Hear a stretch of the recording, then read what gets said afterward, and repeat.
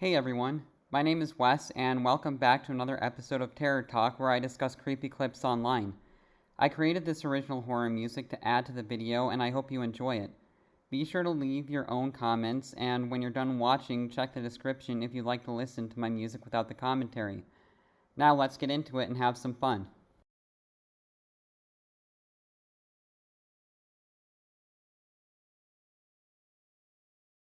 I was at home this night, planning to pull an all nighter to catch up on some work papers that I needed to have done.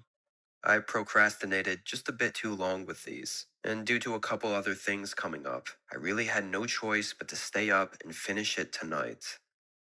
I brewed a cup of coffee, went upstairs to my office, and closed myself in to keep out any distractions and just power through the night. I did surprisingly well for a few hours, sipping on my coffee and locking in. But I could feel myself start to fade as my coffee ran out, and so did my energy. I thought maybe stretching my legs for a minute and going downstairs to make another cup would help me reset. I think we've all had nights like that, right? Whether it's for work or school, where you basically just have to pull an all nighter. Like, I've never pulled an actual all nighter, like, I've always allowed myself to go to sleep at some point, whether it's even 3 or 4 in the morning. But I remember back in the day in college and stuff like that, where I would work until late into the night, and even recent years with my online businesses and stuff like that. But let me know, do you have any scary story experiences related to working late into the night? Let me know in the comments because I love hearing people's different experiences in regards to scary stuff like that.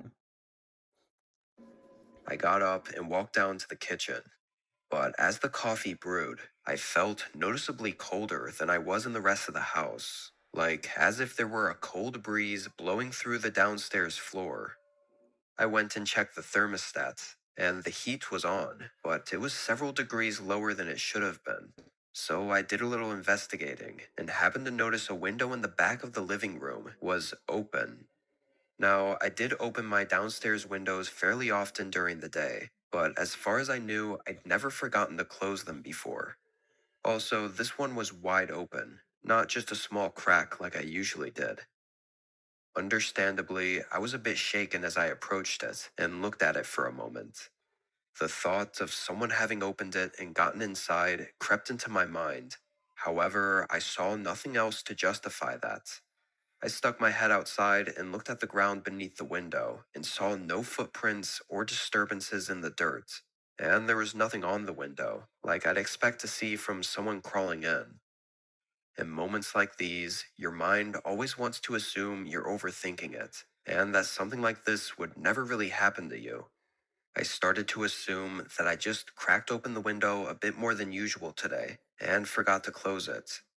With no other signs to determine otherwise, I closed the window, grabbed my fresh cup of coffee, and went back upstairs.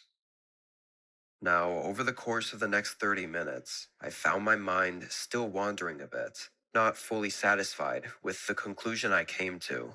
So I got up and quickly gave a look around the house, just so I could be absolutely certain I was alone. I found nothing and went back to work.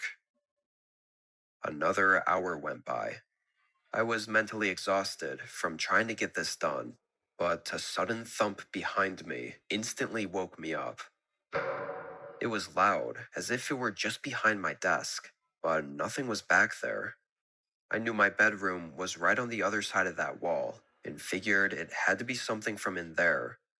But the sound was far too loud to be ignored, and with the whole window thing from earlier, it was hard to keep myself from thinking the worst this time. Still, I got up and walked into the hallway and opened the bedroom door. I scanned the room from the hallway before walking in slowly. From the doorway, everything looked normal. You'd think such a loud sound would easily be identifiable, like something having falling on the ground. But it wasn't. The floor was clear of anything, and as I searched the rest of the bedroom, there wasn't a single thing off about it. I was honestly starting to believe that pulling this all-nighter was just making me go crazy. I went back to the office. But for the next 15 minutes, it was insanely hard to focus. I knew I heard a thump behind me. Yeah, at that point, it would be pretty hard to dismiss that, right? Because you think you're going insane from exhaustion, of pure mental exhaustion, but at the same time, you know you heard a sound.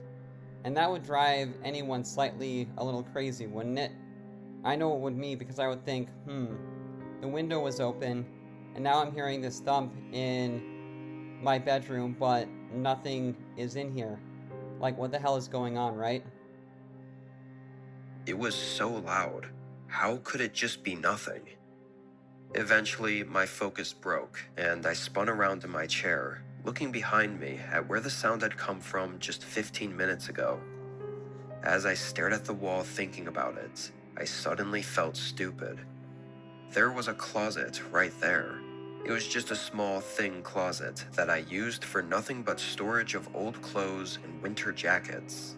I'd forgotten it even existed.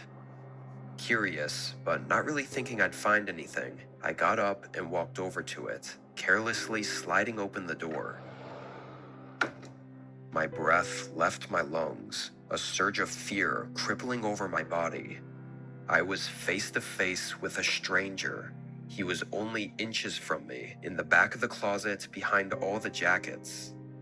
If not for the thin layer of clothes between us, he probably could have reached out and grabbed me before I even had a chance to run. I mean, holy shit, this would be, honestly, one of the most terrifying things you could ever experience, wouldn't it? Opening your closet and finding a complete stranger in there. Like, I don't know. That's just one of the most terrifying things that I can imagine, isn't it? Because how often does that happen? I'm sure break-ins happen all the time, but yeah, this is just absolutely terrifying.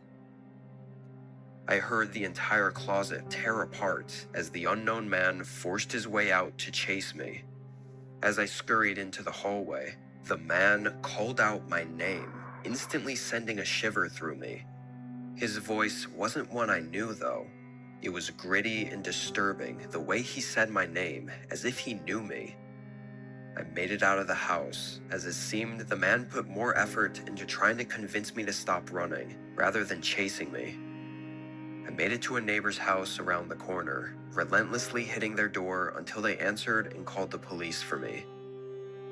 The man was no longer in the house when they searched it. There weren't even really any signs onto where he ran off to. And that's pretty much where it's been left at. Some creepy, disturbing, unknown man climbed through one of my downstairs windows in the middle of the night, carefully sneaking around the house and getting to my office closet, probably while I left to check the house after noticing the window. That means that for likely over an hour, the man was right behind me, watching me as I sat at my desk working. Even worse, he knew my name, which means it definitely was a planned break-in from a potential stalker. So it's hard knowing the possibility that he might come back. Had I not pulled an all-nighter that night and just gone to sleep, I very well may not be here right now.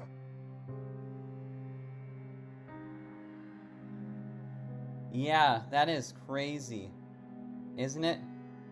To think that someone was waiting for you to go to bed to do God knows what. And the fact that they knew their name makes it even creepier and scarier. But yeah, I thought this was a really creepy story, and just, looking into a closet and seeing a stranger there, oh my god, I can't even imagine anything scarier. Like, yeah, demons, ghosts, whatever. But, those things, I do believe in those things for sure. But this story makes it a lot more real, doesn't it? Like, it just makes it so much more real and terrifying that this could actually happen in everyday life. And that's why it's so terrifying to me. But I hope that you enjoyed my commentary and the music, and I will see you in the next video.